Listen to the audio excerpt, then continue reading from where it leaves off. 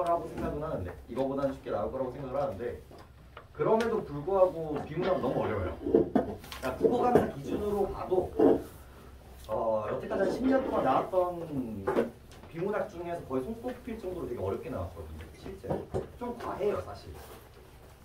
그러니까 이게 뭐 완전히 막 방향성이 바뀌었다는 아니지만 그래도 여태까지 여러분들한테 요구했던 난이도에 비해서 너무 과했어요 사실.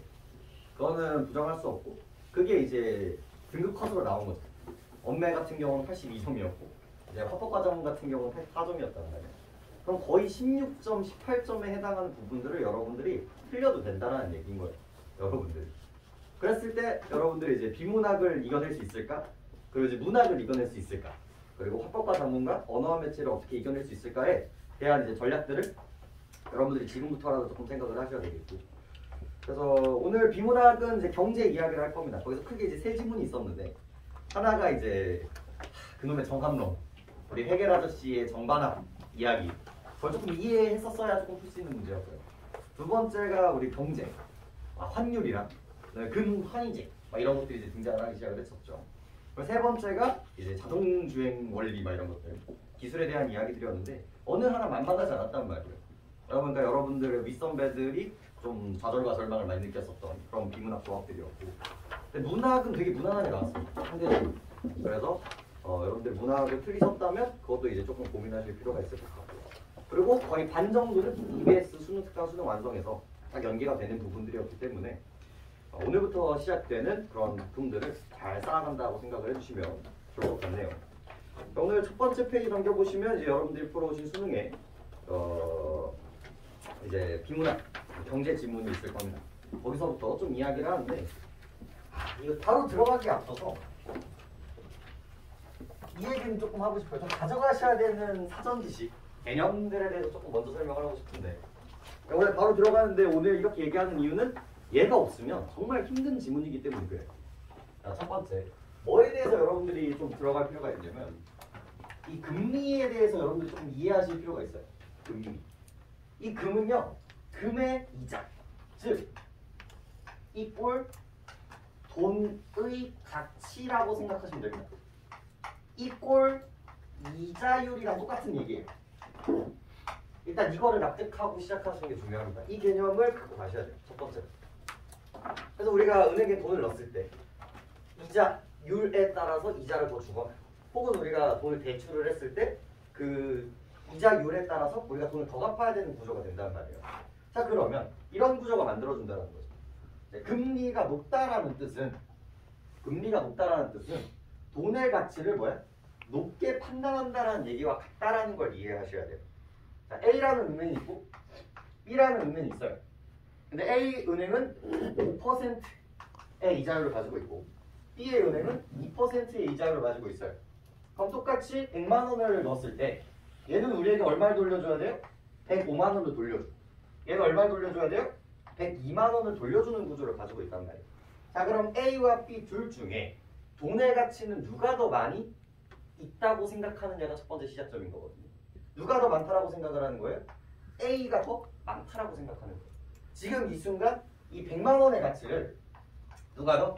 A라는 은행이 훨씬 더 높이 치고 있다는 걸 확인할 수 있어요. 자, 그리고 우리의 심리. 우리는 그럼 A은행에 넣고 싶어요? B은행에 넣고 싶어요? A은행에 넣고 싶어요. 그래서 돈은 이쪽에서 이쪽으로 이동하는 흐름을 보이는 게 기본적인 상식선인 겁니다. 이게 이제 첫 번째.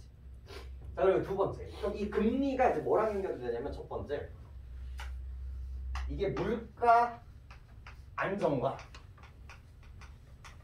이 물가 안정과 그다음에 경제 부흥 상승에 어떤 영향을 주는지에 대한 이야기인 거예요. 우리 나라는요 이제 한국은행을 가지고 있습니다. 한국은행 갖고 있고요. 여기 한국은행 안에 또 누가 있어요? 우리 개인은행들, 사은행들이 있어요. 신한은행 같은 것들. 그리고 우리 이제 기업들이 있고 우리 대중들, 우리 시민들, 일반인들이 있죠. 그래서 한국은행은 은행들의 은행이라고 생각을 하시면 됩니다. 즉 얘가 돈을 빌려줬을 때 혹은 얘가 돈을 입금을 했을 때의 이자율도 여기 있고요. 여기에 이자율도 이제 정해져 있단 말이에요. 그러다 보니까 한국은행, 즉 나라에서 정하는 이 이자율에 따라서 사은행이 영향을 받을 수밖에 없는 구조예요. 그래서 나라는 이 이자를 조정하기 시작을 합니다. 이 이자를. 그럼 왜? 라고 이야기했을 때 물가가 너무 높아. 그러니까 어떤 식으로 시작하는 게 좋을까요? 결국은 이 금리가 우리가 지금 하고 싶은 말은 금리가 물가에 어떻게 적용이 되는가에 대한 고민들인 거거든요. 자, 그래서 이 정지 조건은 뭐에서 시작해야 되냐면 돈은 딱 두 군데에만 있다고 생각하세요. 딱 두 군데에만 있습니다. 어디와? 은행. 즉 나라와 은행과 어디에만 있어요? 시장에만 있다라고 생각해야 돼요. 다른 데 물론 당연한 많은 옵션들이 있지만 딱 이렇게 생각을 하셔야 돼요. 여기는 뭐 투자일 수도 있고요. 혹은 그냥 가지고 있는 경우일 수도 있고요. 혹은 노동일 수도 있어요. 수많은 경우의 수들이 있지만 일단 다 시장이라고 생각하시는 게 중요해요. 그랬을 때 물가가 너무 높아요. 물가가 너무 높다라는 얘기는 뭘까요? 돈의 가치가 너무 낮다라는 얘기가 똑같습니다. 너무 낮다라는 얘기가 똑같아요. 내가 이 A라는 물건을 살 때 예전에는 1,000원에 사고 있었거든요. 1,000원에 사고 있었는데 갑자기 물가가 너무 올라가가지고 어떻게 됐어요? 2,000원이 돼버린 거예요. 그럼 우리가 돈을 이런 것들을 사는 데 있어서 어때요? 너무나 부담스러울 수밖에 없단 말이에요. 그럼 이제 나라 입장에서는 이걸 어떻게 해줘야 돼? 내려줘야 된단 말이에요. 그 내려주는 역할을 뭐가 하는 거예요? 저 이자율이 한다라고 생각을 하시면 됩니다. 보세요.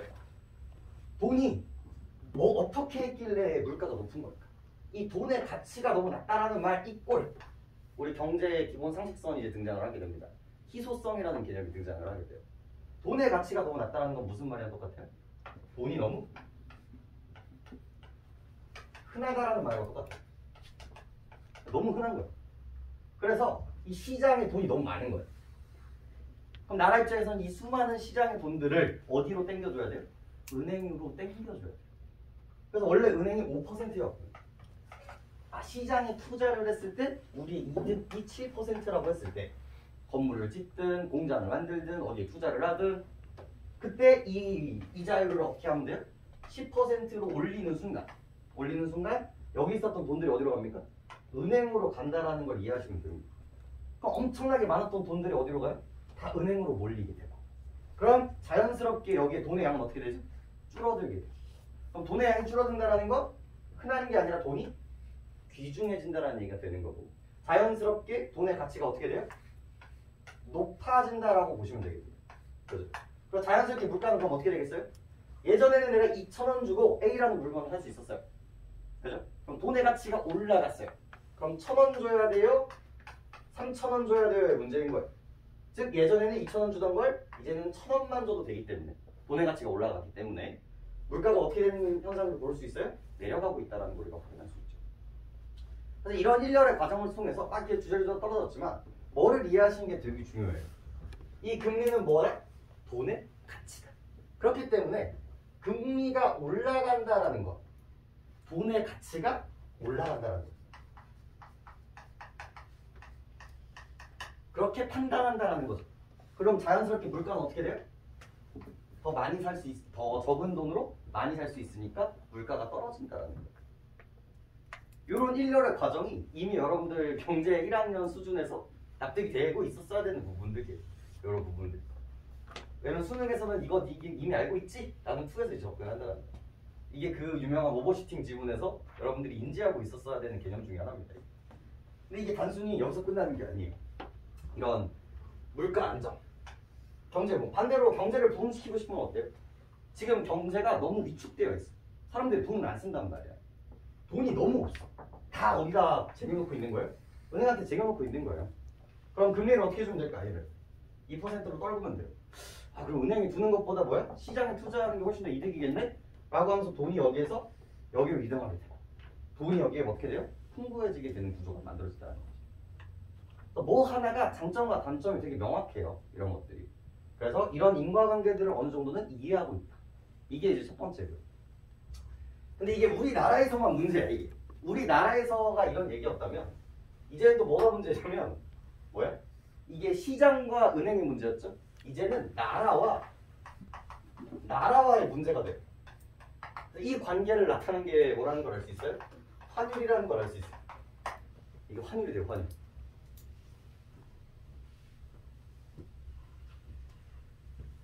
근데 이게 물가와도 연결이 되게 많이 됩니다. 봐봐. A라는 나라가 우리 뭐 A라는 나라 탈 필요 없지. 한국과 미국으로 하면 되겠네. 한국과 미국이 있어요. 그리고 우리 환율을 이제 편의상 1대 안 되지. 아이고 불편해. 이게 맞지. 1대 1000이라고 이야기를 해봅시다. 즉 우리가 1달러를 교환하기 위해서 얼마를 주고 해야 되는 거야? 1000을 주고 있다. 1000원이랑 1달러랑 교환할 수 있다는 얘기를 하고 있는 거죠. 근데 봐봐. 우리나라 돈의 가치가 떨어졌어. 우리나라 돈의 가치가 떨어졌어요. 그러면 예전에는 1달러를 1000원 주고 갖고 올 수 있었던 거를 이제는 뭐 해야 돼? 더 줘야 되는 거야. 그래서 2000원에 1달러를 교환할 수 있는 구조가 만들어진다는 거죠. 즉 우리나라 돈의 가치, 금리가 떨어진다라는 말은 뭐랑 같다라는 걸 알 수 있어요? 환율이, 미국에 대한 우리나라의 환율이 증가한다라는 걸 우리가 확인할 수 있죠. 환율이 증가한다라고 해서 돈이 많아지는 게 아니에요. 우리나라의 돈에 더 많이 줘야 된다는 느낌이기 때문에 돈의 가치가 떨어진다는 거죠. 이게 10년 내내 이 경제 파트에서 계속 사용되는 툴이에요. 왜? 우리 이거 너무 많이 봤잖아. 우리가 너무 많이 봤잖아. 이 인과구조를. 근데 심지어 인상 효과까지 노릴 수 있어요. 왜? 금리가 올라가면 물가가 올라가는 것 같아요. 돈의 가치가 떨어지면 환율이 떨어지는 것 같아요 라고 이야기를 하는 순간 되게 그럴싸해 보이거든요. 정확하게 이해를 하지 못하면. 그러니까 인상 효과까지 노릴 수 있기 때문에, 그리고 경제 지식의 기본 여러분들 고등학교 1학년 수준의 학업 성취도를 물어보기에도 적합하기 때문에 10년 내내 이 툴이 반복돼서 사용이 되고 있는 거예요. 그리고 그 의도를 오버슈팅 지문과 오늘 여러분들이 보고 있는 이 지문에서 우리가 확인할 수 있는 부분들. 이게 이제 있어야 되는 부분들이에요. 이것도 똑같거든요. 봐봐. A라는 나라가 있었고 B라는 나라가 있었어요. 오버슈팅 지문의 요점은 그거거든요. 여기가 이자율이 5%고 여기가 10%였어. 나라마다 투자를 했을 때 얻을 수 있는 이게 있었단 말이에요. 그럼 여러분들은 어디에 투자하고 싶어요? 여러분들이 100달러가 있다면 어디에 투자를? 당연히 여기에 투자하고 싶은 거야. 근데 여기서 문제가 있냐면 여기서 외화가 들어와요. 여기에 돈이 어떻게 되는 거예요? 이 외화가 엄청 많이 들어서 이 돈이 엄청나게 많아집니다. 그럼 돈이 엄청나게 많아지면 여기서 이 돈의 가치가 어떻게 될까? 자연스럽게 또 떨어지게 되는 거예요. 또 돈의 가치가 떨어지면서 갑자기 2%까지 내려가. 그럼 여기서 있었던 돈이 이제 어디로 가고 싶겠어요? 다시 회수한 다음에 여기로 가고 싶은 구조가 만들어진다는 거죠. 그래서 이게 왔다 갔다 하면서 만들어지는 환율의 구조들을 물어본 게 오버슈팅의 구조였다고 생각을 하시면 돼요. 이런 것들. 다 여기서 시작되는 거거든요. 근데 이제 금리를 이해하지 못한다. 그리고 금리와 물가를 이해하지 못한다. 그리고 금리와 환율의 체계를 이해하지 못한다. 여기에서 이미 정치통이 걸려있는 거. 이런 부분들. 그리고 수능은 또 들어가기 앞서서 또 뭘 보여드리고 싶은 거냐면 제가 2주 동안 어떤 작업을 했습니까? 6월, 9월 모의고사 풀어드리고 거기에 해당하는 EBS 교재들을 드렸을 거예요. 그 해에 썼었어. 우리 PCR 지문이 수특이 이런 식으로 있었구나. 이 무슨 전이 이런 식으로 있었구나. 이걸 계속 보여드리는 작업들을 했었는데 오늘도 마찬가지. 오늘은 저랑 먼저 좀 보고 수능을 들어가요. 이번 수능 어려웠어요. 근데 반대로 이 오버슈팅 예전에 있었던 기출 문제들과 이 2022년도에 있었던 EBS 지문들을 읽고 갔을 때 어느 정도 공부가 된 상황에서 이 수능을 맞닥뜨렸을 때의 난이도는 심각하게 차이가 많이 돼요. 실제로. 그래서 좀 미리 보여드리는데 한 장 넘겨볼까요? 한 장 넘겨보면 2021년도 EBS 수능 특강 수능 연계라고 적혀있는 지문이 있습니다. 이건 문제는 여러분들이 푸실 건데 저랑 잠깐 한번 읽어보고 갈게요. 읽고 수능으로 한번 접근을 한번 가봅시다. 이건 이제 갖고 있으면서 외국과의 무역 및 자본 이동이 자유로운 개방 경제에서는 고용, 성장과 같은 대내 거시 경제 변수뿐만이 아니라 경상수지와 같은 대외 거시 경제 변수도 정부의 경제 정책의 중요한 변수이다. 되게 어려운 얘기를 하고 있지만 우리 정부가 경제 정책을 말하는 데 있어서 우리나라의 이 매매, 돈의 흐름도 고려해야 되지만 또 뭐도 고민해야 된다? 밖에 외국과 미국과 중국과의 고민도 해야 한다. 실제로 우리 코로나였는데 딱 막지 못했던 이유는 뭐였어요? 중국과 무역량이 엄청나게 많기 때문이었거든요. 다 그런 것들까지도 이제 고민을 하게 되는데, 자, 그래서 개념을 줍니다. 이때 경상수지란 한 국가가 상품과 서비스를 수출하여 벌어든 외화와 외국의 상품과 서비스를 수입하기 위해 지급한 외화의 차이를 말하며, 그래서 이 EBS 글에서는 뭐에 대한 이야기를 해주고 있어요? 경상수지에 대해서 여러분들이 공부할 수 있는 시작점을 주고 있는 겁니다. 경상수지. 즉 뭐예요? 쉽게 말하면 A라는 나라와 B라는 나라의 매출액인 거예요. 내가 얼마를 팔았고 얼마를 사들였는가에 대한 통합. 그게 경상수지라고 볼 수가 있다는 거죠. 지급한 외화보다 벌어들인 외화가 많은 경우를 경상수지 흑자. 그러면서 이분법적 쓰기는 사고로 이제 구조를 나눠주고 있습니다. 그래서 우리가 벌어들인 돈이 쓴 돈보다 많으면 어떻다라는 거예요? 경상수지가 어떻게 됐다? 흑자가 됐다라고 이야기를 하게 되는 거고요. 벌어들인 돈보다 우리가 수입을 통해서 쓴 돈이 많아졌다라고 이야기하면 얘를 뭐라고 부른다는 거야? 적자라고 부른다는 거지. 이렇게. 개방경제 내에서는 대내 균형은 국민소득을 완전 고용 국민소득 수준으로 유지하는 것에 해당하며, 대외 균형은 수출에서 수입을 뺀 수출수를 0으로 유지하는 것, 즉 경상수지 균형을 달성하는 데 해당합니다. 자, 여기서 조금 물음표가 떠야 돼. 자, 우리 일반적인 상식에서는 뭐가 있는 게 좋을 것 같아? 그렇죠? 우리 가계부를 쓰더라도 흑색이 많은 게 좋아요? 적색이 많은 게 좋아요? 흑색이 많은 게 좋단 말이야. 이게 이제 적응이고 우리가 이제 잉여 자원이 만들어지는 거거든요. 하지만 이 균형을 맞춘다는 관점에서 봤을 때는요, 사실 0이 제일 좋아요. 0이 가장 이상적인 단계인 거야. 왜? 첫 번째, 이게 플러스 마이너스 0이 된다고 해서 우리가 벌어들인 돈이 없는 게 아니에요. 즉 우리는 우리대로 뭘 했고 수출을 했고 우리는 수입을 했단 말이에요. 그래서 그만큼 우리가 생산을 했고 그 생산된 거에 대한 부산물들은 이미 우리 아래쪽으로 다 빠져나갔다라는 거예요. 현대자동차가 이 자동차 한 대를 만들기 위해서 노동자들한테 다 공급을 했었고, 그러니까 즉 살아가는 비용이라는 거지. 내가 지금 100만 원을 벌어서 100만 원을 소비했어. 그래서 빵이 됐거든요. 나는 의미가 없나? 그럼 나는 한 달 동안 의미 없는 짓을 했나? 아니지. 난 여태까지 뭘 하는 거야? 100만 원 이 한 달 동안 생존했다라는 비용을 쓴 거예요. 이것도 마찬가지인 거예요. 우리나라는 이게 이 꼴이 됐다고 해서 헛했네가 아니라 한 달 동안 생존했다는 뜻으로서 이해를 하시면 되고요. 그리고 물론 흑자가 좋기는 해요. 장기적으로. 일반적으로. 하지만 문제가 뭐냐면 나라가 삐져요. 야, 너 나랑 거래하는데 너 자꾸 너만 흑자 본다? 그럼 너 우리나라 이렇게 하면 거래 안 해. 이런 식으로 다 될 수 있고요. 그리고 야, 우리나라 좀 보호 좀 해야겠어. 그래서 너희 핸드폰 좀 잘 나간다? 그럼 우리나라에 100달러지만 우리 관세 좀 붙일게. 그러면서 50달러. 원래 100달러에서 잘 나갔던 이유가 그 미국에서는 120달러에 핸드폰이 있었던 거거든요. 근데 갑자기 관세 50 붙이는 순간 이제 팔려요? 안 팔려요? 안 팔린단 말이에요. 다양한 방식으로 그런 반작용들이 있을 수 있기 때문에 이것들이 한쪽으로 치우치는 것들은 되게 안 좋다라고 생각을 하시면 돼요. 이런 것들. 그래서 이거를 뭐야? 이 목표가 뭐야? 목표가. 이거를 균형을 맞춘다라는 거를 이제 목표로 삼고 나라는 어지간하면 운영을 한다라고 볼 수가 있어요. 이런 부분들에서. 그죠? 자, 그럼 좀 더 가볼까요? 그래서 수지 균형을 달성하는 것에 해당합니다. 자, 정부의 거시경제 정책 목표가 대내외 균형을 동시에 달성하는 것이라고 하자. 결국 포인트는 뭐다? 균형이다. 균형이다. 이때 정부 지출을 증가시키는 확장적 재정 정책은 국민소득을 증가시키는 동시에 순수출을 감소시키는 효과를 유발한다. 자, 묶어볼까요? 이게 이제 당연해져야 되는 거예요. 우리가 EBS를 공부하면서. 볼게요. 이때 정부 지출을 증가시키는 이걸 뭐라고 합니까? 확장적 재정 정책을 해요. 이건 왜 하는 걸까요? 이거 왜 하는 걸까요? 우리가 앞 시간에 다 떠들었어. 이거 왜 하는 걸까요? 지금 너무 뭐야? 경제가 안 좋은 거야.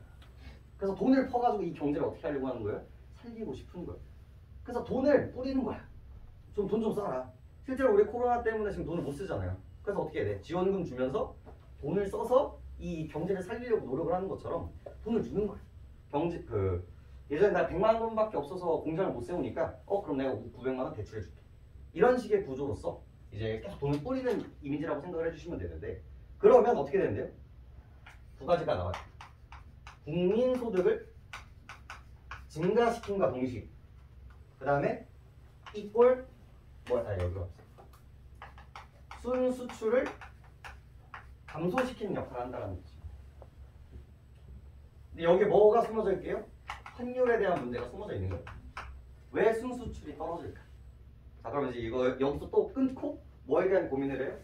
이 환율과 뭐에 대한 고민이 필요해요? 수입과 수출 간의 관계를 이해하고 있어야 돼요. 실제로 수능에서 이거를 모르고 있었으면 못 풀었어요. 얘를 못 풀었습니다. 봐봐. 우리가 1달러에 1,000원을 가지고 있었어요. 그죠? 환율이 만약에 올랐어. 올랐으면 얘가 어떻게 되죠? 1달러에 2,000원이 됐다고 칩시다. 그래서 한국인인 김 씨와 그 다음에 뭐 외국인인 존이 있다고 쳐봤을 때 얘네들이 이제 물건을 거래하고 있었단 말이에요. 우리가 이 존이 파는 1달러짜리 A라는 물건을 사고 싶어요. 그럼 우리는 처음에 얼마나 줬으면 됐어요? 1,000원을 줬었으면 됐어요. 근데 환율이 오르고 나니까 우리는 이제 얼마를 줬어야 되는 거예요? 갑자기? 얘는 아무것도 안 했잖아. 근데 갑자기 얼마를 줘야 돼? 2,000원을 줘야 돼. 자, 우리 입장에서는 더 사고 싶겠어요? 덜 사고 싶겠어요? 덜 사고 싶은 거예요. 그러다 보니까 뭐가 감소하게 되는 거예요? 수입이 우리나라 기준에서 수입이 떨어지게 돼요. 반대로 이 존이라는 사람이 우리에게 김치를 사고 있었어요. 얘가 1,000원이었어. 내가 얼마 줬으면 돼요? 1달러 주면 살 수 있었거든요. 근데 갑자기 얘가 얼마가 돼버렸어 지금. 얘가 1달러에 2,000원이었으니까 나는 아무 짓도 안 했는데 원래는 한 폭이 오던 게 얼마 누고 와요? 두 폭이가 오게 되는 거예요. 실질적으로 얘가 느끼는 가격은 뭐야? 500원이 돼버린 거예요. 더 많이 살 수 있죠. 가격 경쟁력이 올라가 버리는 거예요. 이것도 잘 봐야 돼요. 가격이 떨어졌지만 가격 경쟁력은 어떻게 되는 거야? 올라가는 거야. 그래서 뭐는 많아지는 거예요? 우리나라 기준에서 수출은 많아지는 구조가 만들어진다는 거죠. 근데 이게 반대면 환율이 올라가면 수입은 많아지고 수출은 떨어지는 구조를 갖게 된다는 거죠. 이게 1학년 수준의 경제 상식성들인 거예요. 그래서 여기에 순수출이 떨어진다는 이야기는 이쪽 이야기와 이제 연결되는 부분들인 거죠. 좀 더 읽어볼까요? 그래서 이걸 좀 설명을 해주죠. 확장적 재정정책으로 인한 정부의 지출의 증가로 국민소득이 증가하고, 자, 국민소득이 증가했어. 즉 뭐가 많아지는 거랑 똑같은 거야. 돈이 많아져요. 시장이 돈이 많아지는 거예요. 우리가 들고 있는 돈이 많아지는 거예요. 그럼 어떻게 될까? 물가는 상승하게 돼요. 이게 당연하면 돼요.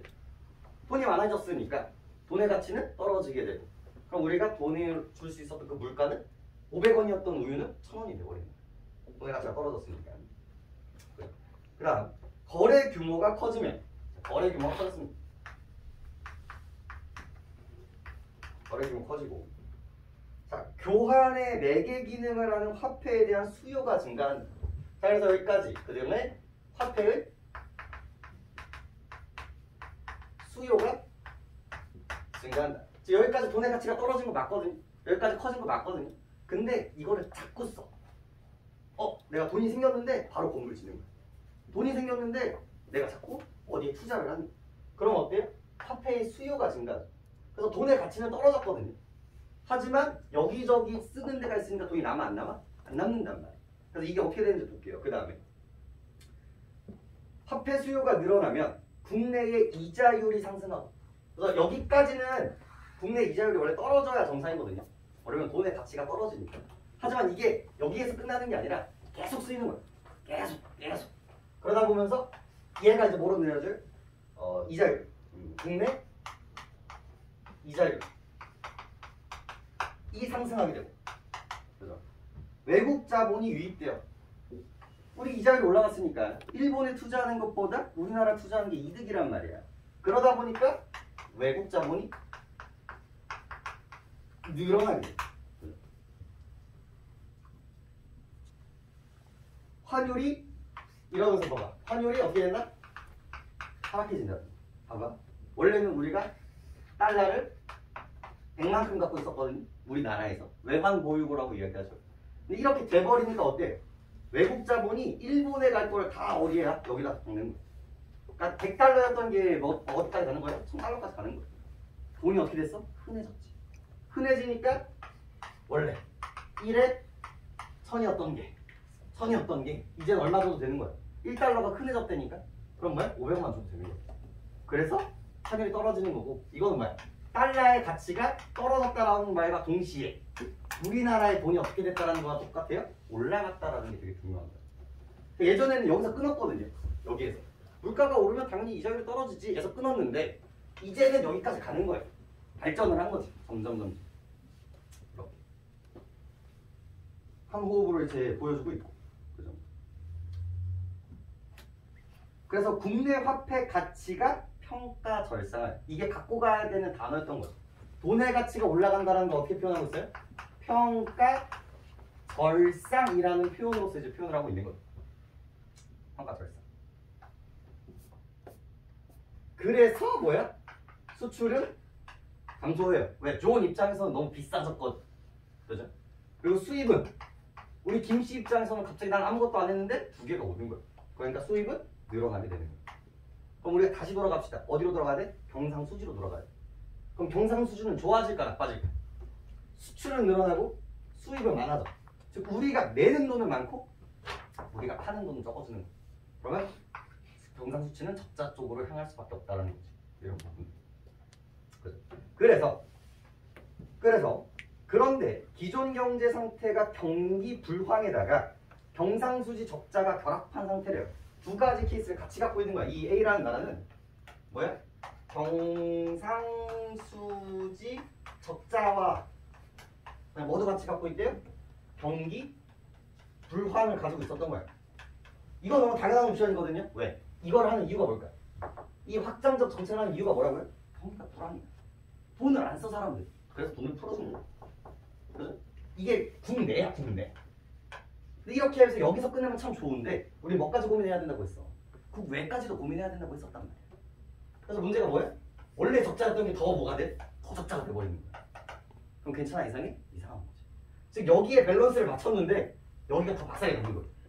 이것도 맞춰야 되고 이것도 맞춰야 되는데 이거 맞추다가 이게 개박살이 나는 그런 모순된 상황이 만들어진다는 거지.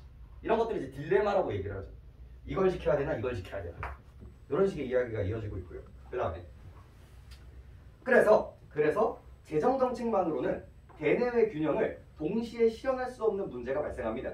그래서 대내 균형과 대외 균형 중 어느 하나를 목표 정책 수단으로 사용하고 다른 하나 불균형은 그 결과로 받아들여야 하는 정책 딜레마에 빠지게 된다는 것이죠. 따라서 대내외 균형을 동시에 달성하기 위해서는 순수출을 증가시킬 수 있는 정책 수단이 필요하게 됩니다. 뭐가 문제야? 이거를 올려줘야 된단 말이에요. 이게 뭐가 문제냐면요. 국내 시장은 살아나요. 국내 사업들은 살아난단 말이에요. 근데 수출업을 하는 사람들은 어떻게? 박살이 나는 거죠. 그래서 필요해서 그래서 뭐를 한다? 따라서 순수출을 증가시킬 수 있는 정책 수단이 추가적으로 필요한데 이걸 하기 위해서 뭘 한다는 거예요? 환율 정책을 핀다라고 얘기를 하는 거죠.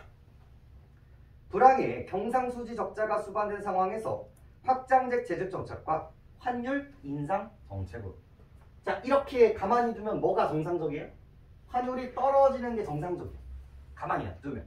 근데 이거를 국가적 차원에서 이걸 어떻게 해버려요? 난 가지 않을 거야. 어떻게 해버려? 그냥 고정을 해버려. 내 돈의 가치가 올라갔음에도 불구하고 떨어졌음에도 불구하고 혹은 올라갔음에도 불구하고 그냥 막무가내로 하는 거야. 우리 이러면 망해. 이렇게 하면서 여기를 고정시켜주는 거야. 근데 이거를 나라끼리 암암리에 몇 퍼센트 정도까지는 허용을 해줘요. 좀 유연하게 넘어갈 수 있게. 근데 이게 너무 자기만 유리한 쪽으로 하면은 뭐예요? 미국이 삐져요. 이 적자를 감당하고 있는 쪽이 삐져버린단 말이에요. 그래서 개박살이 난 게 일본의 버블 경제. 혹은 이제 저쪽 독일이나 그쪽 경제 붕괴들. 그런 부분들이 다 여기서 이제 일어나게 되는 거거든요. 그 다음 볼까요? 그 다음은 뭐 괜찮은. 그래서 첫 번째 이 지문을 통해서 우리는 뭘 알 수 있어? 이런 정부 지출이 증가를 했을 때 환율과 이런 물가와 이런 양상들을 우리가 확인할 수 있는 수단이 있었거든. 그럼 이게 지문에 있었을 거예요. 우리 수능이. 그리고 심지어 보기에도 이 흐름을 그냥 보기에 줘요. 한 호흡에. 야, 이런 상황이냐? 이렇게. 그럼 한 장 넘겨볼까? 그리고 이게 다 나로 이루어져 있던 글이었거든요. 이거는 뭐 첫 번째 문단 정도만 좀 보시면 되는데 볼게요. 제2차 세계대전 이후 성립된 브레턴 우즈 체제는 어디서 많이 봤죠? 브레턴 우즈 체제는 금환 본위제면서 조정 가능한 고정 환율제라는 특성을 지니고 있었습니다. 즉 얘의 특징은 두 가지를 보여주고 있는데 하나가 뭐예요? 금, 환, 본위제라는 개념이 있고요. 또 하나가 뭐예요? 조정 가능한 고정 환율제라는 게 포인트입니다. 이게 변화가 가능하다도 중요하지만 사실 포인트는 고정되어 있다가 포인트거든요. 이런 뉘앙스고. 이를 통해 1, 2차 세계대전 사이에 변동 환율제에서 벌어졌던 각국의 경쟁적 평가 절하와 이로 인한 국제 통화 질서의 불안정을 막으려고 했던 것입니다.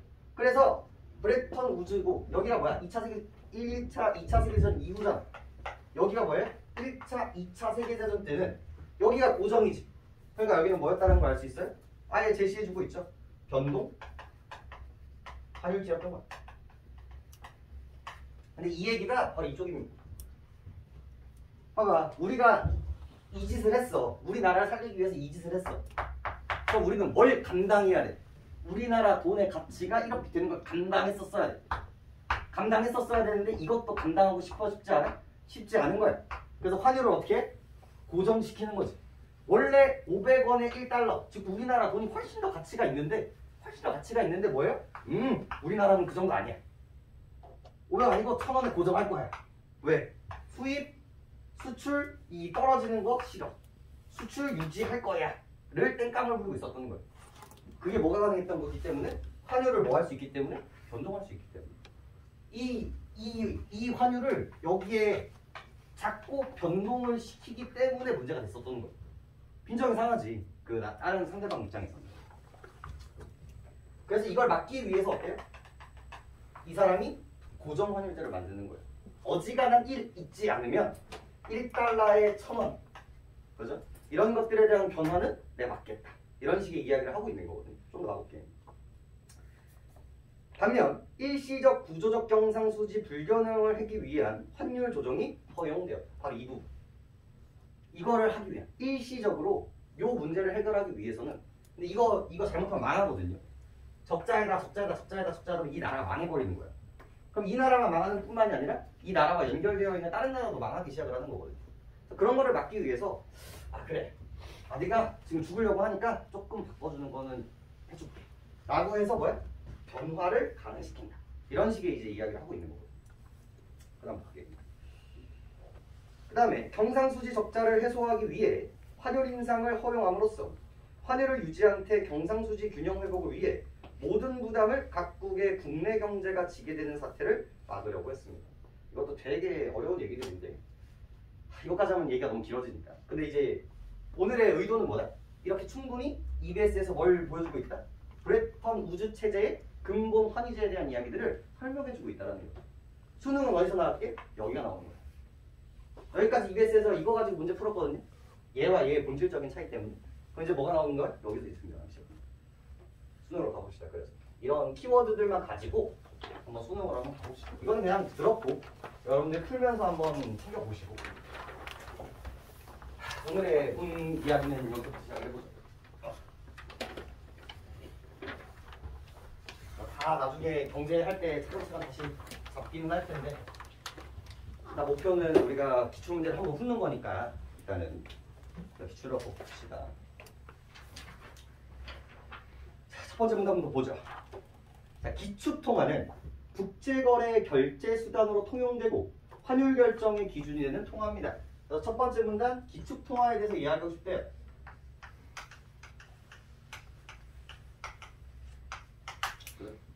그래서 이 정의는 뭐예요? 결제 수단이죠. 환율을 결정짓는데 중요한 기준이 된다 정도로 우리가 잡아낼 수 있겠죠. 1960년 트리핀 교수는 브렉스턴 우주 체제의 기축통화인 달러화의 구조적 모습을 지적했습니다. 되게 친절한 글이에요. 이 트레핀 교수가 이 교수가 혹시 보니까 주원 다 먹고 가야겠죠. 뭐에 대한 이야기를 비판하고 있어요? 브레턴 우주 체제의 이 상황을 뭐 하고 있다? 비판하고 있다. 프로블럼이 생긴 거예요. 그럼 뭐가 문제고 이거를 해결하기 위해서 어떻게 되겠을까? 이런 것들 이제 고민할 필요가 있다는 거지. 자, 한 국가의 재화와 서비스의 수출입 간 차이인 경상수지. 의도를 아시겠어요? EBS에서 거의 한 분단 동안 떠들었던 이야기들을 어떻게 한 줄로서 그냥 묶어주고 있다는 걸 이해하시면 돼요. 그래서 이제 경상수지 알고 있어야 돼. 이거 우리 수출과 수입의 총합. 좋았을 땐 흑자, 나빴을 땐 적자. 요 얘기를 이제 썸을 해버렸고, 경상수지는 수입이 수출을 초과하면 적자이고 수출이 수입을 초과하면 흑자이다. 그래서 이거 나눠줬죠. 일부러 해. 수입이 수출을 초과하면 이게 적자죠. 그 다음에 수입이 수출을 초과하면 떨어지면 얘가 흑자가 되죠. 아주 놀랍게 이거 문제를 씁니다. 항상 얘기하잖아요. 이분법적으로 나눠주는 그 순간은 언제든지 사용하려고 던져주는 거라. 이게 3점짜리 문제를 풀어내는데 필요했었던 도구예요. 이게 아주 놀랍게.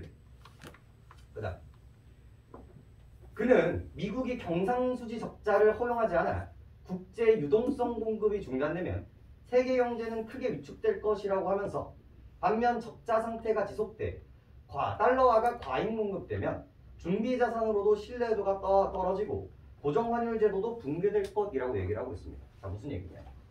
그래서 나눠주고 있어요. 첫 번째가 뭐예요?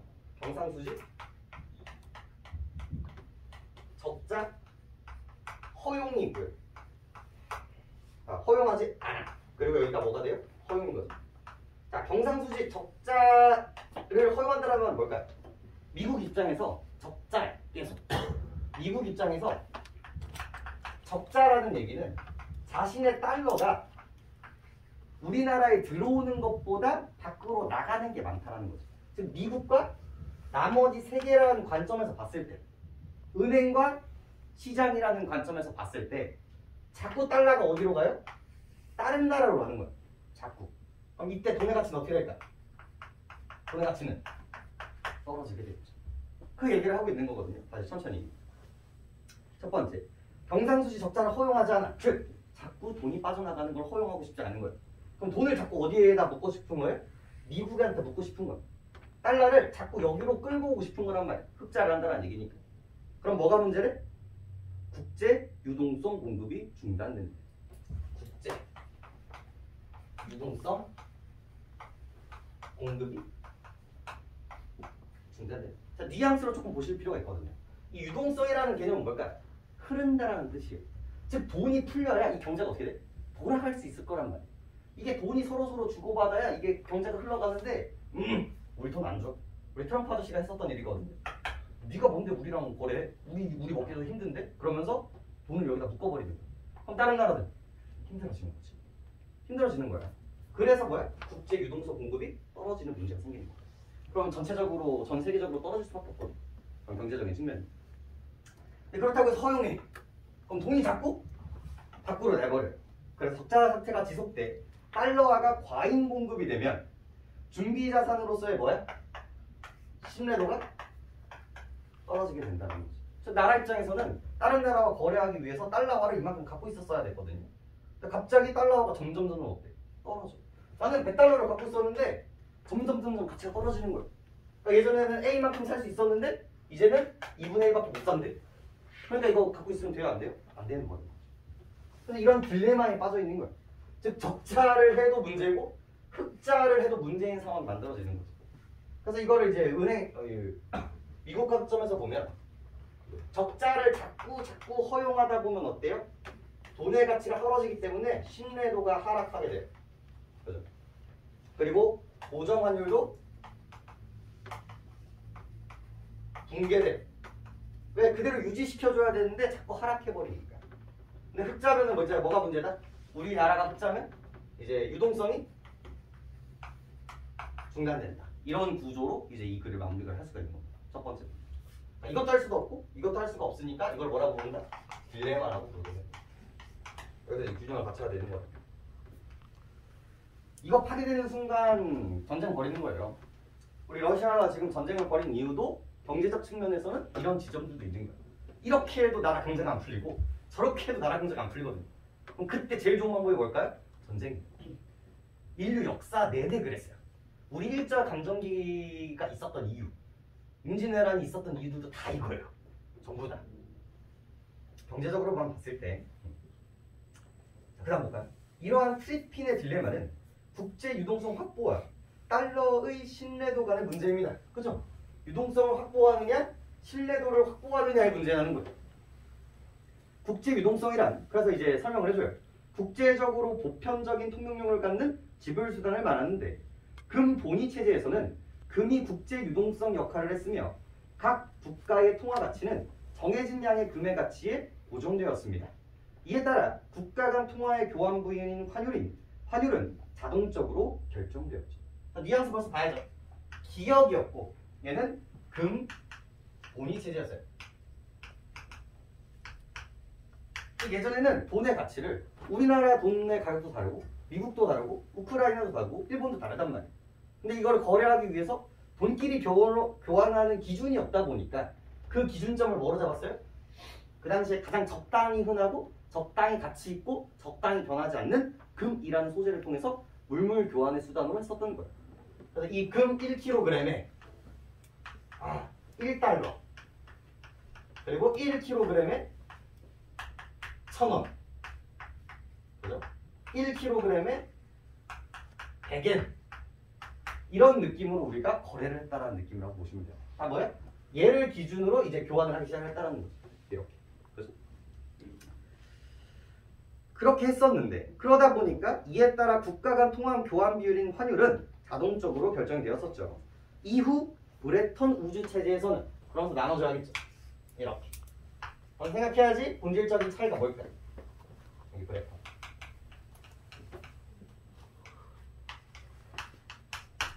국제 유동성으로 원래는 뭐였는데 금뿐이었는데 여기에서는 뭐와 금에다가 뭐까지 추가가 되는 거예요? 달러까지 추가가 됐다는 걸 알 수 있어요. 근데 이게 아까 전 EBS 글을 더 읽어보시면 나옵니다. 이런 얘기들이.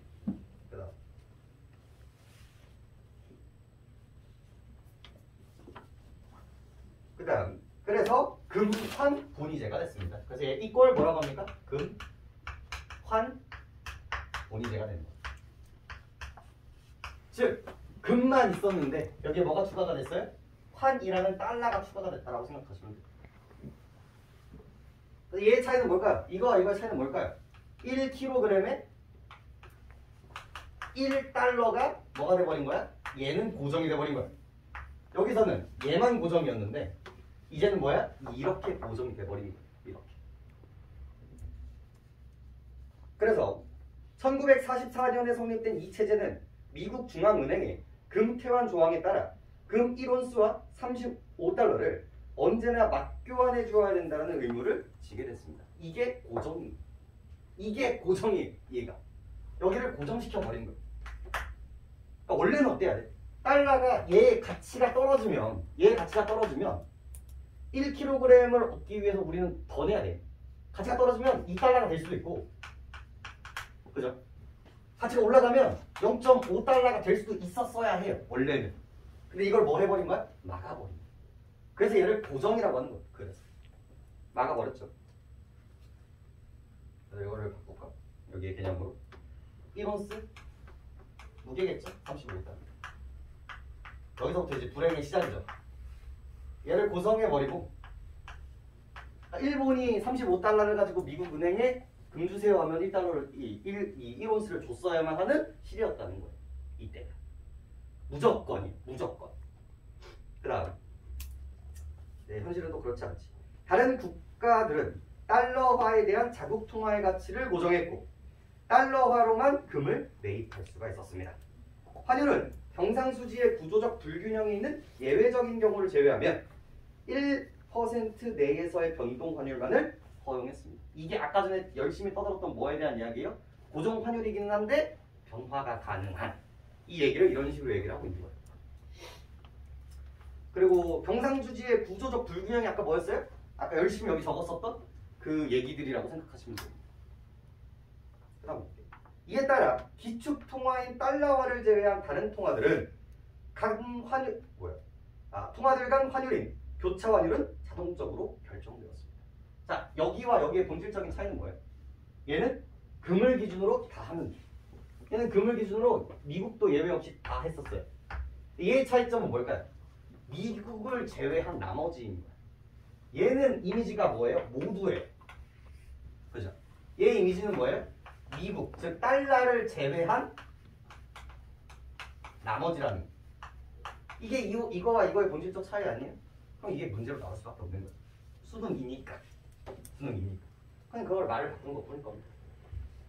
받아보죠. 1970년대 초에 미국은 경상수지 적자가 누적되기 시작하고 달러가 과잉 공급되며 미국의 금 준비량이 급감했습니다. 이 라인이 그대로 가죠. 사실 이걸 유지하고 있었는데 뭐가 문제야? 첫 번째, 경상수지가 계속 뭐야? 적자가 유지되고 있었던 거야. 이 말은 이 꼴 뭐다? 달러가 자꾸 외국으로 많이 간다. 이 꼴 달러의 가치가 자꾸 어떻게 된다? 내려간다는 얘기를 하고 있을 거예요. 이거랑 말이 뭐예요? 달러의 과잉 공급이라는 말과 똑같은 거예요. 돈이 많아졌으니까. 그죠? 더 많아졌으니까 흔해졌죠. 근데 이제 또 새로운 얘기가 나오죠. 미국의 이꼴 뭐래요? 미국의 금 준비량 급감. 이거랑 똑같은 말이에요. 이게 왜 그럴까? 이 $30의 가치가 떨어졌기 때문에 그래요. 예전에는 이 1온스를 교환하기 위해서 35달러가 필요했거든요. 근데 얘의 가치가 떨어지다 보니까 예전에는 뭐 우리나라 돈으로 이게 3,500원이었다고 칩시다. 그럼 얘의 가치가 떨어지니까 이제 얼마 주고 살 수 있는 거예요? 300원 주고 살 수가 있는 거야. 그래 보니까 우리가 금을 바꾸기 위해서 예전에는 3,500원 줄 수 있었었는데 이제는 얼마야? 극단적으로 얘기하면 300원 떨어져 버렸단 말이야. 얘의 달러 가치가 어떻게 됐기 때문에? 떨어졌기 때문에. 그러니까 이걸로 안 바꾸고 자꾸 뭘 바꾸는 거야? 금으로 바꾸는 거야 자꾸. 예전에는 이걸로 충분히 다른 나라 돈을 다 바꿔줄 수 있었는데 얘의 가치가 떨어지다 보니까 훨씬 더 많은 사람이 금을 찾을 수 있는 구조가 돼버린 거란 말이야. 그러다 보니까 그 금의 준비량이 뭐 할 수밖에 없어요? 떨어질 수밖에 없는 거야. 이게 한 호흡인 거야 이게. 이렇게. 이 출제자의 이 호흡에서. 이에 따라 미국은 달러화에 대한 금 태환 의무를 더 이상 감당할 수 없는 상황에 도달했죠. 자, 그럼 이제 이게 문제점이잖아. 그럼 이걸 어떻게 해야 돼? 해결해줘야 돼. 그럼 이걸 해결해주기 위해서 어떻게 했었을까? 이를 해결하기 위한 방법은 달러화의 가치를 내리는 평가절하. 첫 번째, 달러화의 가치를 내리는 평가절하.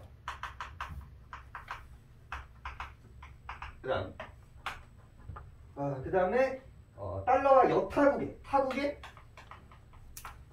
돈의 가치를 내려버리는 평가, 상대적인 거죠. 절상. 이 두 가지 방법이 있다라는 거예요. 자, 여기서부터 좀 납득해보고 갈까요? 아, 선생님 지금 돈의 가치가 떨어져가지고 이 문제가 생겼는데 더 왜 떨어뜨려요? 바로 어디 부분이야? 여기를 떨어뜨리라는 거야. 여기를. 지금 모든 문제는 미국이 이거를 고정했기 때문에 일어난 일이에요. 사실 얘가 가치가 떨어졌어. 그러면 이거 어떻게 하면 돼요? 35달러가 아니라 뭐로 바꿔주면 돼요? 더 갖고 와라. 이렇게 바뀌면 달러가 떨어진 거야. 그러니까 돈을 더 받아야 금을 줄 수 있어. 그러면 이 준비량이 어떻게 돼요? 이거를 막아낼 수 있다는 거예요. 그렇게 해버리면 된다는 거죠. 근데 돼요 안 돼요 지금? 이거를 계약을 해버렸기 때문에 얘가 고정이 되어 있어요. 그래서 문제가 생기는 거예요. 아니면 얘의 가치를 어떻게 하면 돼? 이 3,500원짜리를 300으로 떨어뜨리는 게 아니라 7,000원으로 해버리면 돼. 반대로. 그럼 예전에 이제 얘가 떨어졌지만 그만큼 얘도 떨어졌기 때문에 쌤쌤이 될 수 있다는 얘기를 하고 있는 거죠. 그죠? 이게 두 가지 방법을 가지고 있는데 그다음 하지만 브레턴 우즈 체제에서는 달러와의 평가절하는 규정상 불가능했고 계약을 했잖아. 떨굴 수 있어 없어? 1달러 못 바꾼단 말이야. 그럼 나머지는 뭐야? 남의 나라 돈을 떨궈야 돼.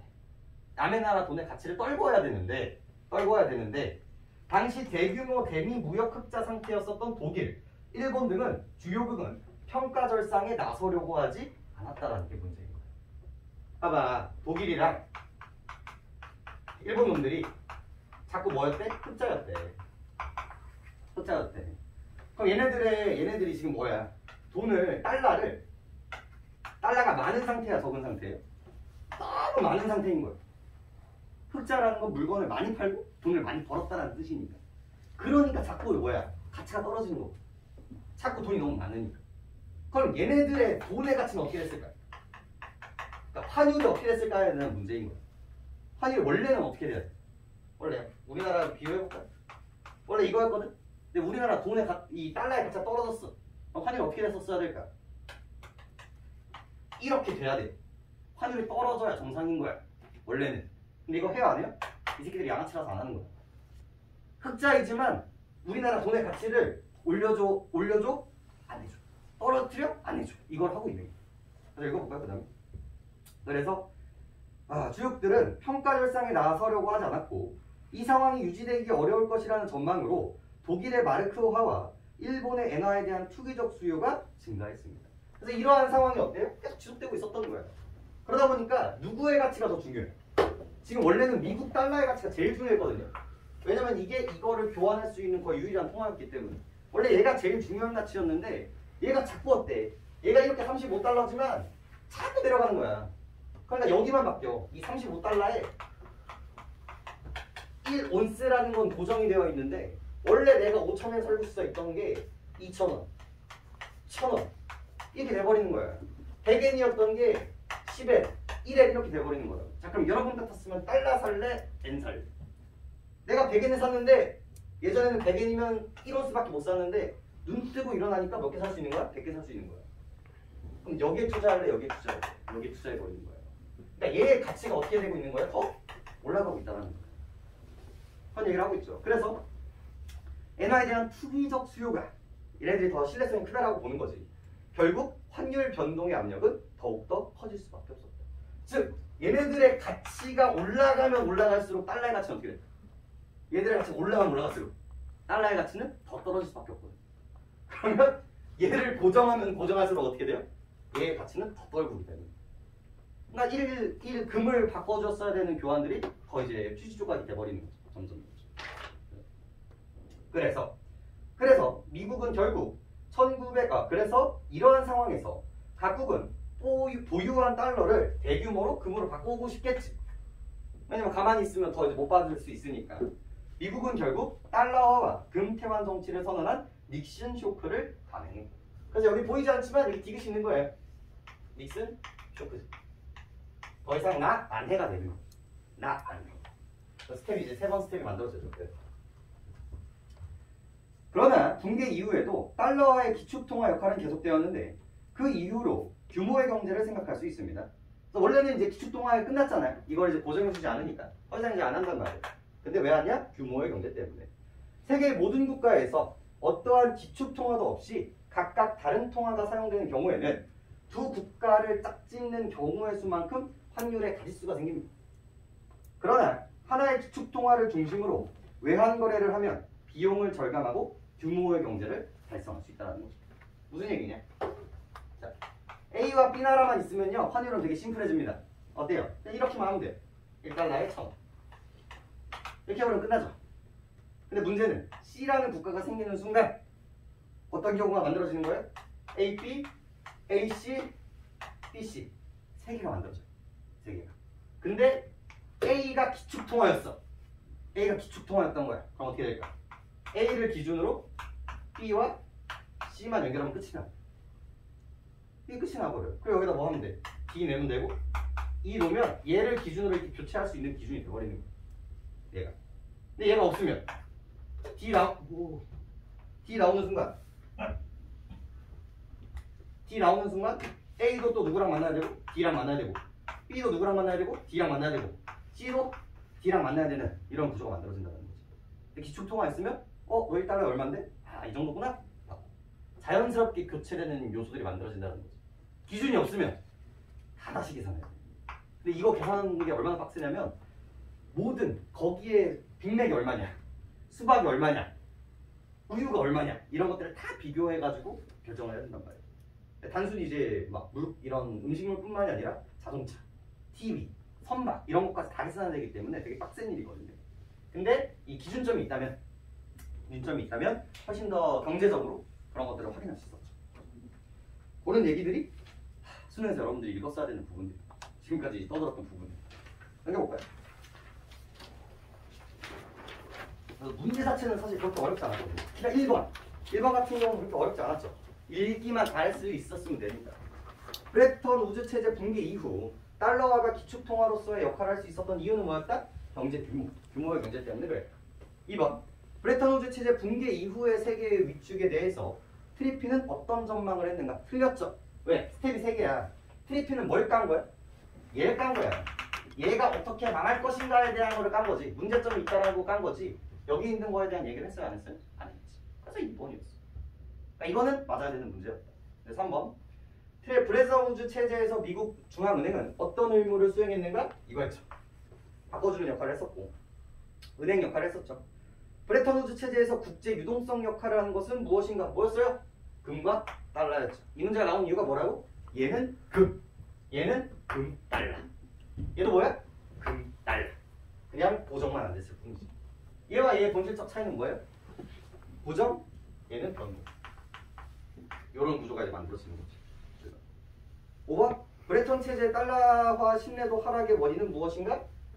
열심히 떠들었죠.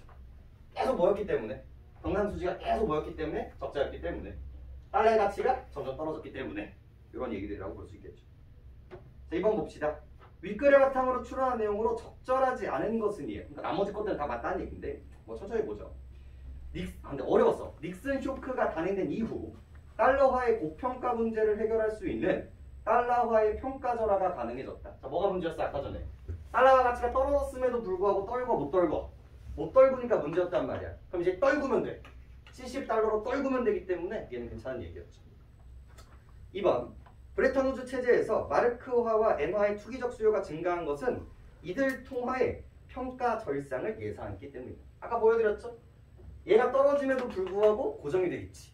그러니까 다른 나라의 가치가 어떻게 돼요? 점점 올라갈 수밖에 없는 거예요. 그죠? 그래서 여기에 투자가 더 몰렸다. 3번 와 이게 정말 좋은 문제인데 금의 생산량 증가를 통해 국제 유동성 공급량 증가를 필리핀 딜레마 상황을 완화시키는 한 가지 방법이 될 수 있었다. 이게 무슨 얘기예요? 우리가 문제점을 여기에 잡고 있었죠. 그래서 뭐가 문제였어? 미국의 금 준비량이 급감했단 말이야. 그럼 이거를 해결할 수 있는 방법으로서 이 달러를 조지는 게 아니라 뭘 조질 수도 있었던 거예요? 금을 조질 수도 있었던 거예요. 금이 더 많아지면 금의 가치도 어떻게 돼요? 같이 떨어지게 돼요. 즉 얘가 떨어지는 문제였다면 금을 더 많이 만들어서 금의 가치도 같이 어떻게 하면 돼요? 같이 떨구면 됐었던 거예요. 같이 떨구자. 그러면 됐었던데 이제 그런 얘기들을 이제 해주고 있는 거고. 4번 필리핀의 딜레마는 이게 주제의식이었죠. 달러화를 통한 국제 유동성 공급을 중단할 수도 없고 그죠? 그 다음에 무한정 늘릴 수도 없는 상황 때문에 왔다 갔다 했다는 거. 그게 이제 이쪽 딜레마에서 등장했죠. 여기 보여주는 거예요. 이것도 이것도. 5번 브레턴 우즈 체제에서 마르크화가 달러화에 대해서 평가가 절상되면 같은 금액의 마르크화로 구입할 수 있는 금의 양은 감소한다. 이게 진짜 좋은 문제지만 뭐가 되게 나빴어요? 환율만 알고 있으면 얘는 너무나 이상한 문제라는 걸 알 수 있어요. 봐봐. 이거잖아. 원래 1온스에 우리가 얼마야? 1,000원에 살 수 있었어. 그죠? 얘가 평가가 절상됐어. 그럼 우리가 1,000원 주던 걸 얼마 주면 돼요? 500원 주면 돼요. 절상이지만 우리는 가격은 떨어진다. 수능은 이거 너무 좋아해. 절상이지만 줘야 되는 돈 떨어지는 이 느낌. 그러니까 어떻게 돼요? 같은 금액의 마르크화로 구입할 수 있는 금의 양. 즉 이때의 1,000원은 원래는 1온스를 살 수 있었지만 이제 얼마를 살 수 있는 거예요? 2온스를 살 수 있게 되는 거죠. 많이 살 수 있잖아. 가치가 올라갔으니까. 근데 뭐라고 하고 있어? 감소한다고 했으니까 틀렸지. 열심히 떠들었지만 사실 이거를 풀 수 있는 본질적인 사고방식은 뭐예요? 환율에 대한 이해예요. 이거를 하기 위해서는. 없으면 아무리 읽어도 모르는 거야. 이 환율에 대한 느낌이 없으면. 한번 볼까? 미국을 포함한 세 국가가 존재하고 각각 다른 통화를 사용할 때 기업 디귿에 대한 설명으로 적절한 것은 자, 기업. 근본이 세 개죠. 포인트는 뭐였습니까? 금을 기준으로 같다는 거. 모든 나라가 자동적으로 한국 이런 식으로 같다는 거죠. 그래서 환율의 가지수는 금의 가국 통화의 가치를 보정한 국가 수보다 하나 작다가 아니라 동일하겠지. 기준이 없잖아. 금밖에 없으니까 모든 나라가 다 연결을 했었어야 돼. 2번 니은이 붕괴된 이후에도 이게 붕괴가 된 이후에도 여전히 달러화가 기축 통화라는 전제 조건이죠. 니은의 교차 환율 가지수는 적어진다? 아니죠. 모두 같죠. 바뀐 건 없어요. 그냥 바꿔주는 역할만 안 해준 것뿐이에요. 하지만 아직도 기축 통화가 전제 조건이 되고 있어요. 3번 디귿에서 국가 수가 하나씩 증가할 때마다 환율의 전체 가지수도 하나씩 증가한다. 아까 보여드렸죠. 3번이잖아. 이때 기준이 없어. 그죠? 그때 어떻게 돼? A, B가 있을 때 2명일 때는 하나예요. 그죠? 3명일 때는 A, B, A, C, B, C 이런 식으로 굴러가야 된단 말이야. 그죠? 그 다음에 4명일 때는 이게 더 많이 늘어나. 하나씩 늘어나는 게 아니라 훨씬 더 많이 늘어난다는 걸 확인할 수 있어요. 그죠? 하나씩이 틀렸다. 기억에서 니은으로 바뀌면 자동으로 결정되는 환율의 가지수가 많아진다. 아니죠? 왜? 뭐가 빼야 돼? 얘의 본질적 차이는 뭐였어? 얘는 모두였지. 얘는 누구 빼야 돼? 미국을 빼야. 얘를 빼고 나머지였죠. 자동으로 되는 게. 그래서 줄을 수밖에 없고요.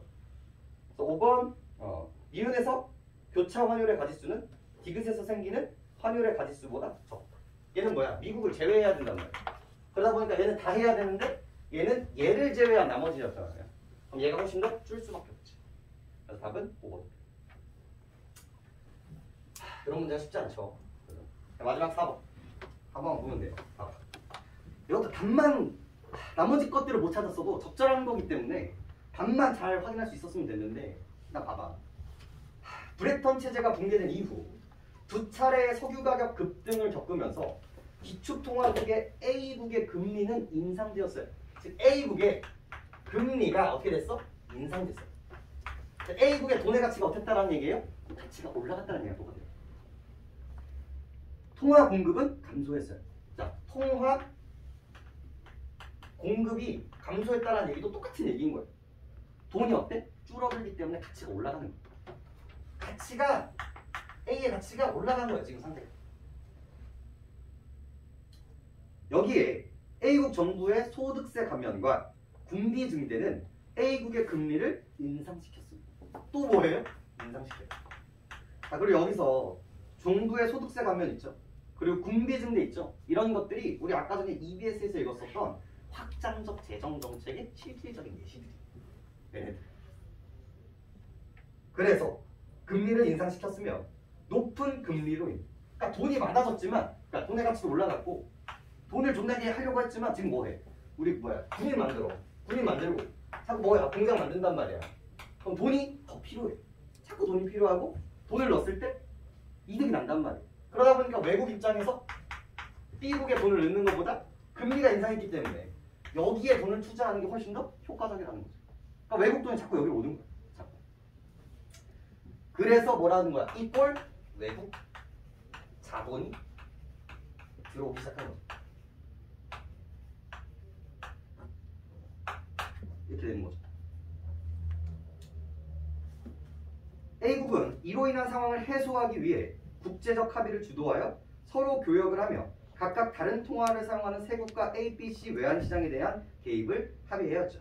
이로 인해 A국 통화에 대한 B국 통화와 C국 통화의 환율에 각각 50%, 30% 하락하였다. 사실 그냥 이 상태로 두면 좋긴 하거든요. 근데 이것도 뭐야? 과하면 항상 문제가 생겨요. 돈이 너무 많아지면 어떻게 돼? 가치가 떨어질 수밖에 없단 말이에요. 이것도 너무 과열되면 또 문제가 생겨요.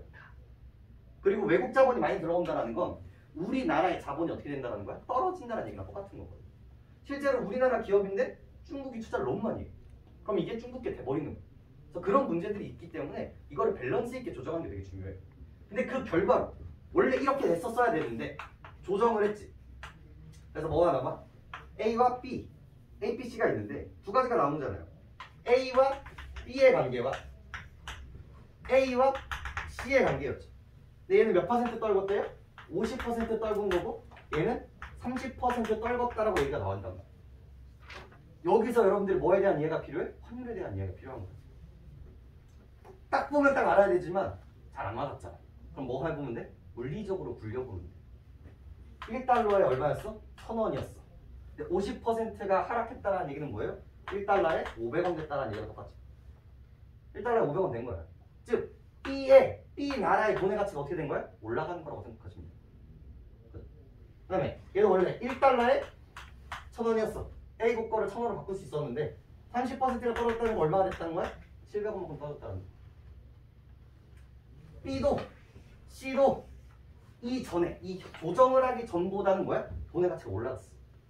더 많이 올라간 건 누구예요? B가 훨씬 많이 올라갔지. 훨씬 더 가치 평가가 좋았던 거지. 그럼 봐봐. 여기서 나오지 않았지만 B와 C 계열에서 어떻게 됐을까? 원래 얘가 똑같았거든. 똑같은 비율이었잖아. 근데 이제는 500원 주고 1달러를 살 수 있고 얘는 700원 주고 1달러를 샀단 말이야. 똑같이 가치가 올라갔지만 누가 더 가치가 많이 올라간 거야? B가 훨씬 더 많이 가치가 올라갔다는 거야.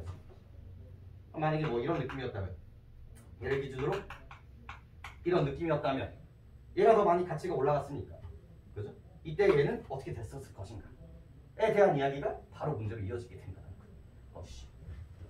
얘의 가치가 더 올랐어. 그러면 1,000원 주던 걸 더 많이 줘야 돼. 이런 느낌으로 접근할 수 있다는 거야. 그래서 문제 볼까요? 1번. A국의 금리 인상과 통화 공급 감소로 인해 A국 통화의 신뢰도가 낮아진 것은 일단 벌써 이상해야 돼. 금리가 인상됐다는 얘기는 뭘까요? 돈의 가치가 올라갔다는 얘기랑 똑같아요. 그럼 신뢰도는 어떻게 되는 거야? 올라갔다고 얘기를 하는 거지. 물론 여러 가지 상황 속에서 그럴 수 있지만 여기서는 일단 되게 이상한 거예요. 그죠? 2번. 국제적 합의로 인한 A국 통화에 대한 B국 통화의 환율 하락으로 국제 유동성 공급량이 증가하여 A국 통화의 가치가 어떻게 된 거예요? 원래는 내가 1,000원 주고 살 수 있었던 걸 500원 주고 살 수 있었다니까?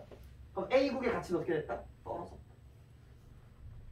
금리 환율 모르면 어떻게 풀어? 3번. 다른 모든 조건이 변하지 않았다면 국제적 합의로 인해 A국 통화에 대한 B국 통화의 환율과 B국 통화에 대한 C국 통화의 환율은 모두 하락했겠다. 그래서 모두 변하지 않았다면, 그래서 A국 통화에 대한 봐봐. 그리고 여기는 하락한 거 맞죠? 근데 이 관계에서는 어떻게 되고 있다는 걸 알 수 있어요? B국 통화가 더 많이 올랐기 때문에 상대적으로 얘는 가만히 있었을 뿐인데 상승하고 있다는 거 보이시죠? 그래서 문제가 D는 틀렸다. 상승이 돼야 돼. 모두가 아니니까. 자, 4번 얘가 답이었죠. 자, 왜 다른지 봐봐. 이게 어떤 메커니즘으로 굴러가는지 봐봐.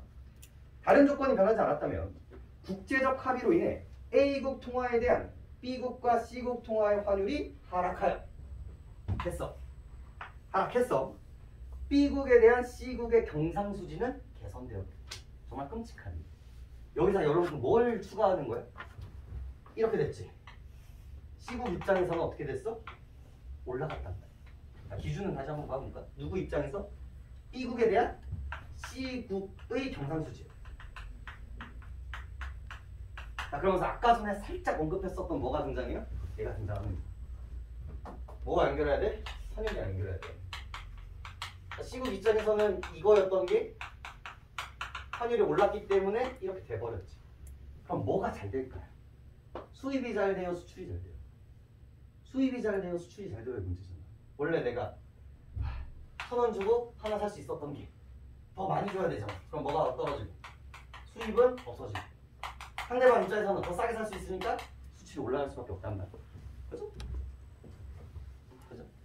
그렇기 때문에 우리 경상수지는 뭐가 더 올라가는 거야? 수출이 올라가니까. 뭐야? 흑자가 되고 이걸 뭐로 바꿔주는 거예요? 계산.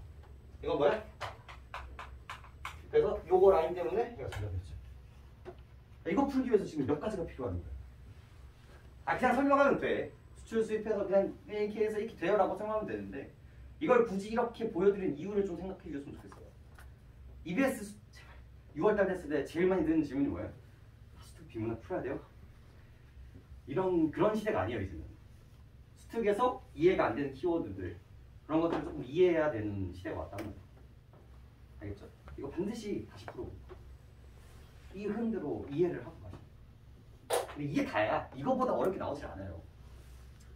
근데 조금 너무했던 건 이제 금리, 환율 이런 것들에 대한 이해가 기본적으로 있어야 80분 시간 내에 풀어요.